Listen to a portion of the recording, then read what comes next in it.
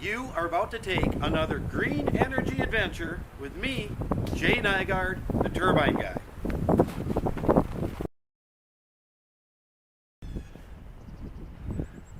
Hello. Today we are on the beautiful shores of Lake Minnetonka in Orono, Minnesota on a day right after we had about 8 inches of snow last night. Today what I'm here to talk about are vertical axis wind turbines by Hyvot Technology Corporation from Taiwan. And I just happen to have 3 of those on my house. As you can see, I've got one here,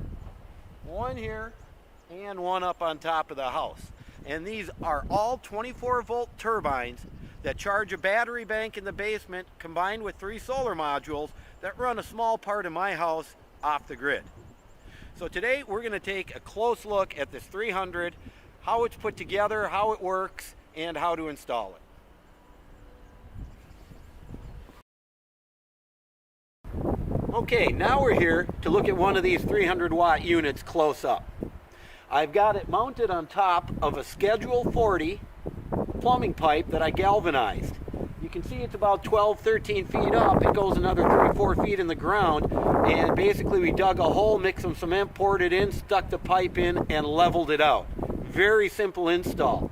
You do have to worry about the wires coming down. They come out the bottom and are buried up to the house with the other wires.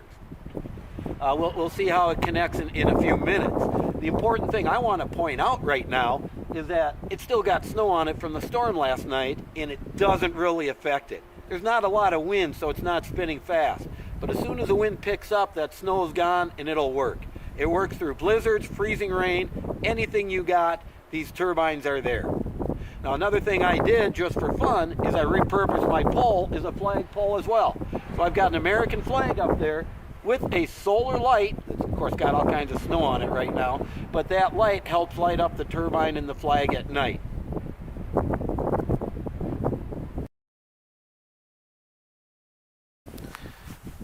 Okay, we are up at the house looking at the turbine on the house, and we can see how it's mounted with 3 lag bolts into 3 mounting areas, and those mounting areas are all lag bolted into studs, as well as the lag bolts in the pole that are holding it there go all the way through a stud in the house as well, so it's very securely attached. The only issue I have is I mounted it too low.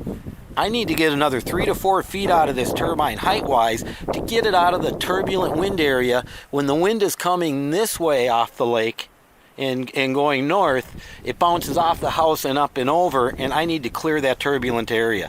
So that's something you always want to consider when you're putting one of these up, is you need to get it high enough or far enough away from edges in order to be able to succeed.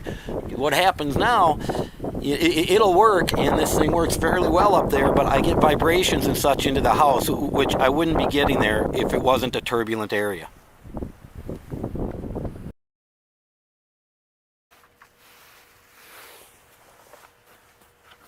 Okay, time for a close-up look at our wind turbine. Now this wind turbine has 2 different type of blade systems. It's got the inner cans that are Savonius blades and the outer fins that are Darius blades. And what happens is these inner cans are a self-start mechanism. They get the turbine going when there's really little to no wind. Typical Darius blade turbines need a big gust of wind or some good wind to get them going. This will start. So as soon as you hit producing speed, these outer blades can then produce the energy. Now they're made and formed like airplane wings. They're thick on the outside, nice and smooth, and come to a point on the inside. Now these operate on the principle of lift, and with the wind going sideways, it pushes over here, and that's how it makes the electricity or the energy. Now where's the energy made? The energy is made in the 3-phase permanent magnet generator, which is what this is. Basically, you've got magnets on either side with windings in the middle. Very tight clearances in there, I'll tell you that. But something not to be fooled about when you're buying a generator, especially a PMG, is the larger the generator, the more electricity it can make. It's a physical limitation to all generators. The bigger they are, the more they can make. Now last but not least, we've got the ground wire. And you need to make sure that we strap this ground from here to here, because there's a rubber vibration isolation system in here And I'm going to pull it out in a sec so we can just look at the cover for it. But it basically really reduces the shimmy on these, and you can almost never feel anything coming down the pole whenever these things are spinning. So I'll take it off now so we can take a look.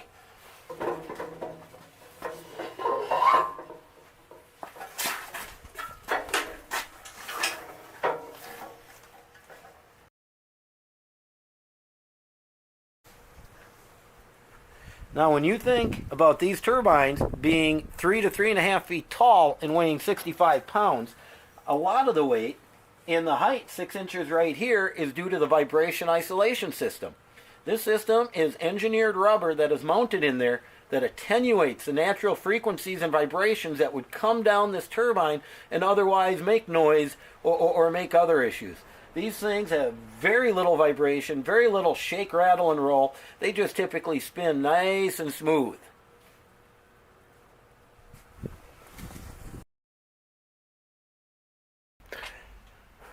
Okay, we are now in the heart and soul of this off-grid hybrid renewable energy system.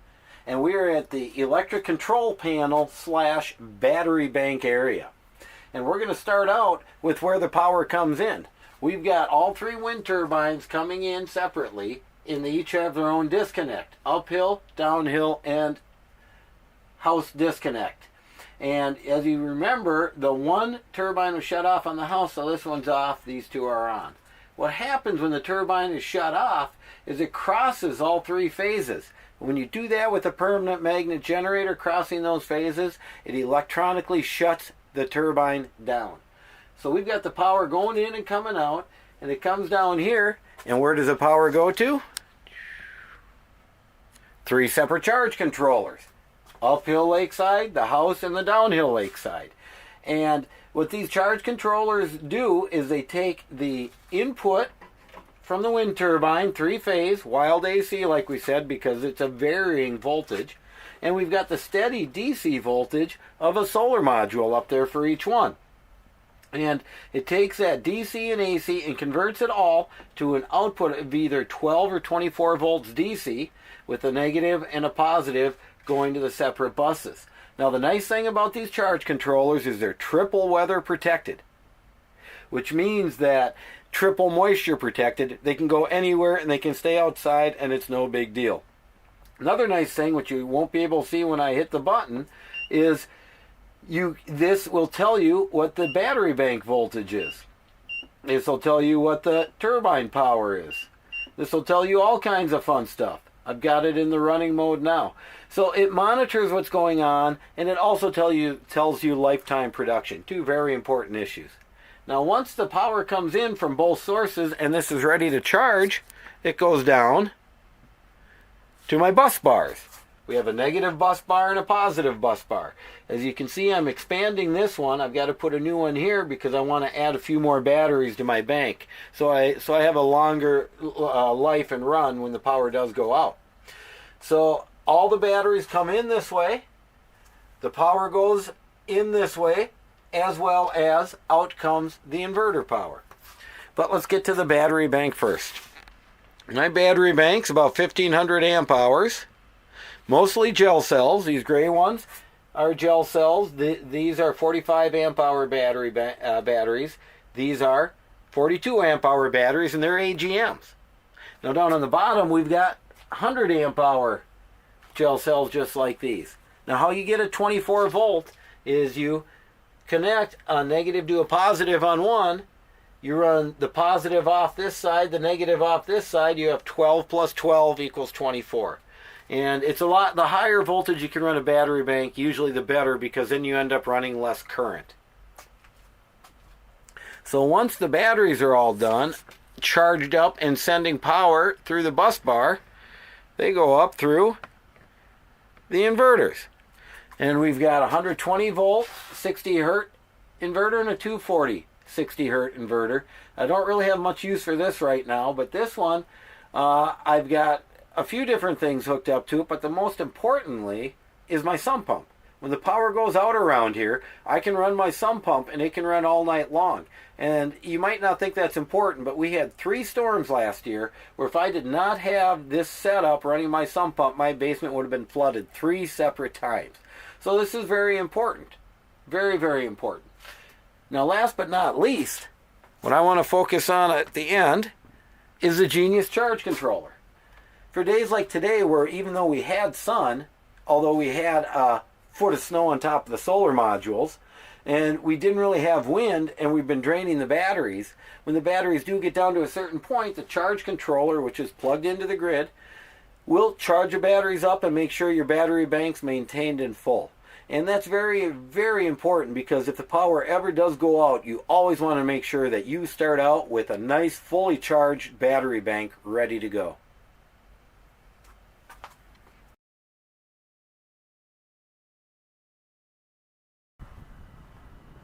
Well, folks, to sum up for today, we looked at a small off-grid system powered by both the wind and the sun.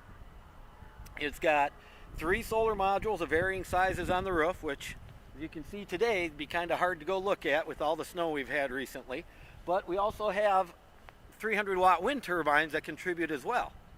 And these are able to power part of my house in an emergency, such as run my refrigerator or run my fireplace if it's the winter. So it's very important, especially in some places like here, because we get so much water in the basement, I gotta have something running that sump when the power's out. And that's the most important thing that we run. Several times the power's gone out this year that my basement has not flooded because of this small off-grid system.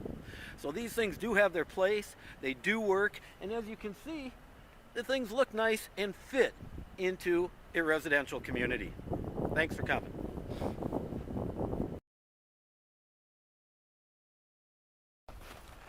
Well, thanks for joining us once again for a green energy adventure with me, the Turbine Guy. And if you have any questions for me or you want to contact me about something, you can always find me at my website, gogreenenergyonline.com, gogreenenergyonline.com, and find my email address on the contact page.